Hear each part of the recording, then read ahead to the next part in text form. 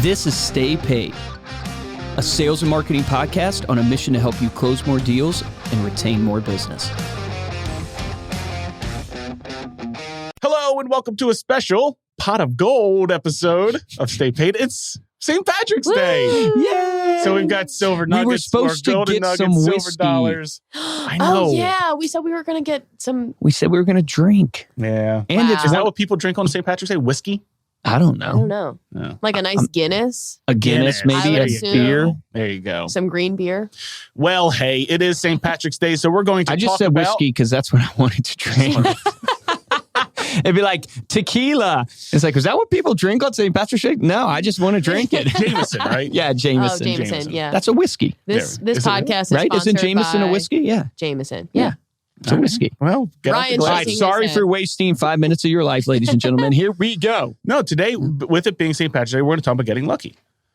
Not the lucky you're thinking In about. business. The lucky, How to in, get business. lucky in business. Yes. We've all heard the But, saying, luck is what happens when preparation meets opportunity. But the rest of that quote might be even more relevant. Bad luck is when lack of preparation meets reality. Love that little twist. So today we're going to talk about how to get lucky in business and dive into what it actually means to be open to and ready for new opportunities. So while I was researching this topic, because we thought it'd be kind of a fun one. Yeah. We all familiar with the quote, you know, you have to experience some level of luck in your life to be able to get certain opportunities. But more importantly, you've got to be prepared Yeah. for When the those opportunity arises. opportunities and recognize those opportunities. So I actually went through and looked up, there was a guy named Richard Wiseman. So he's a professor of the public understanding of psychology in England, wrote several books on psychology, and he did a 10-year scientific study. And his study revealed that people, to a large extent, make their own good and bad fortune, and that it is possible to enhance the amount of luck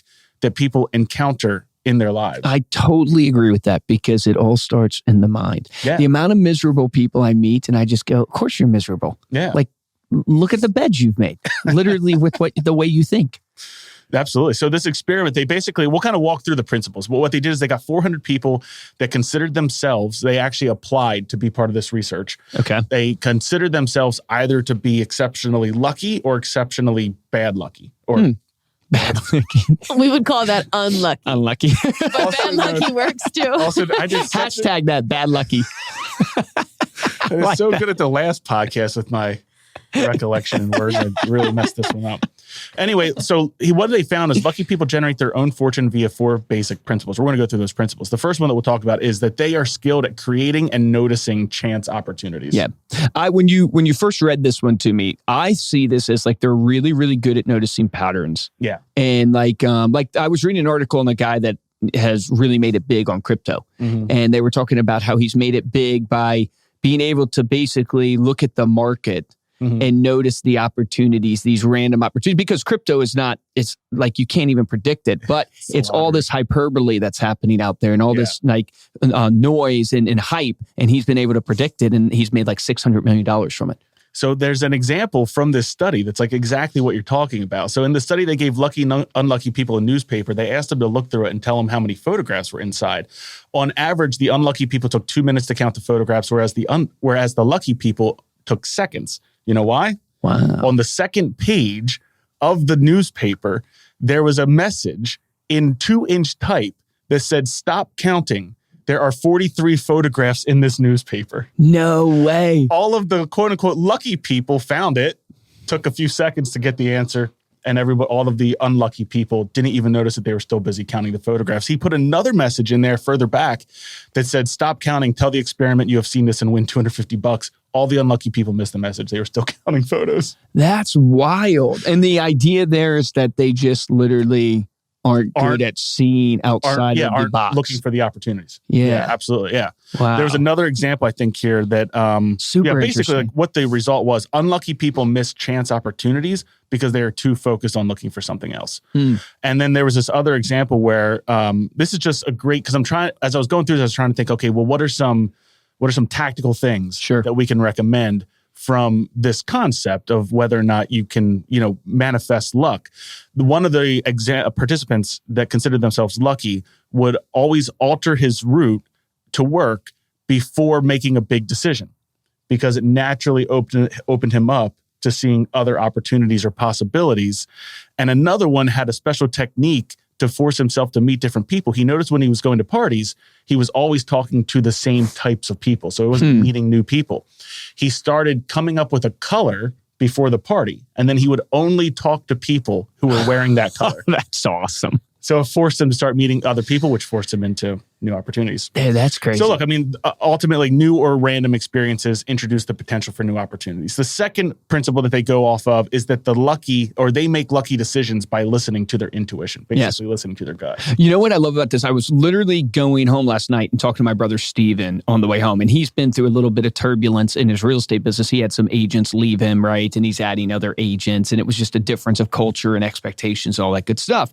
And we were talking about leadership and how leadership is so difficult and being able to stay on the right track and the emotional roller coaster of, building a company and all that stuff. And he was talking about the weight on him. I said, what's so interesting, and it applies to these two principles, is what I'm realizing more and more as I go through my journey is I'm realizing I have to believe beyond a shadow of a doubt in what my intuition or my gut says. I have to believe it so much that you literally just go, this is where I'm going. I'm going this way. I believe in it to the death, and you're not going to convince me wrong. But at the same time, in order to be successful, you have to lead that way. But at the same time, I called it curious. You should always be curious to, is there a better way? Can I get better for myself? But it's that real fine balance of basically going, I'm right, everybody else is wrong. But at the same time, I'm always going to be curious because there might be a better way. Well, and your it's that fine balance. I mean, look, your intuition, if you say, listen to your gut, well, what does that mean? Well, look, your intuition is nothing more than past experiences. Yes, it's a subconscious collection of past experiences and results that naturally tell you what the best outcome will probably be. So if it feels right, it more than likely is right. Yep. And the people that manifest luck are the ones that are paying attention and following their so stop doubting yourself. Yeah. Go in 100% of your belief. And just be always curious. Yep. Is there a better opportunity?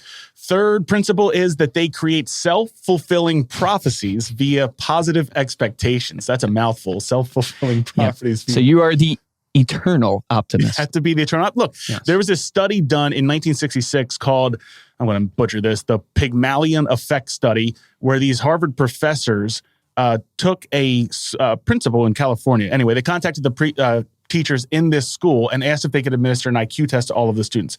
Afterward, they didn't share the test scores with the teachers, but they mentioned to the teachers that some of the students appeared to be intellectual bloomers, but they picked them at random. It had absolutely nothing to do with the test scores. 8 months later, these professors came back to the school, and the ones that they had pointed out as intellectual bloomers, completely chosen at random, had not higher IQs, made larger IQ gains than all of the other children. So without realizing it, the teachers, probably not realizing, had to begin to behave more positively to the promising students, ultimately resulting in higher IQ shifts. Unbelievable. I will tell you, like my wife and I were at dinner the other night and we were talking about our parenting styles and as Evelyn starts developing personalities and stuff like that. And I said, the most important thing to me is to really positively speak into her life about what she's insanely good at. Because what I've seen over the years of people, and myself included, is like whatever other people tend to tell you you're good at when you're a kid, you naturally go there. Like you naturally, and I was blessed as a kid. I just had so many people who were positive around me and positive influences that were always telling me, you're super talented, you're into all this stuff. And I look at like my wife, she was always complimented for her brains and how smart she was and how much she loved history. So what she ended up doing, she went on to do, teacher, right? Yeah, she went on to get her history degree, to become a teacher. She even started her PhD track in history because she was told her whole life that's what she loved and that's where she positively went. I was so into music and people told me, you're the most talented musician, all this stuff. And I did music for literally like 20 plus years.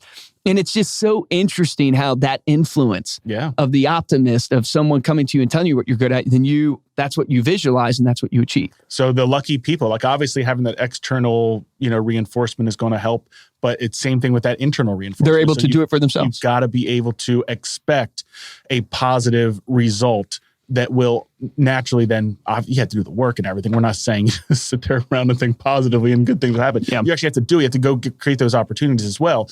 But it ultimately sets up a self-fulfilling prophecy. The fourth principle is that lucky people adopt a resilient attitude that transforms bad luck into good luck. And I'll give you an example real quick, and then you can kind of give your thoughts on this one. But a bank robber, here's the example. A bank robber comes into a bank, fires a gun, and you're shot in the arm. Do you consider that lucky or unlucky? It depends. It depends? Have you seen the Joe Rogan Chinese farmer? No.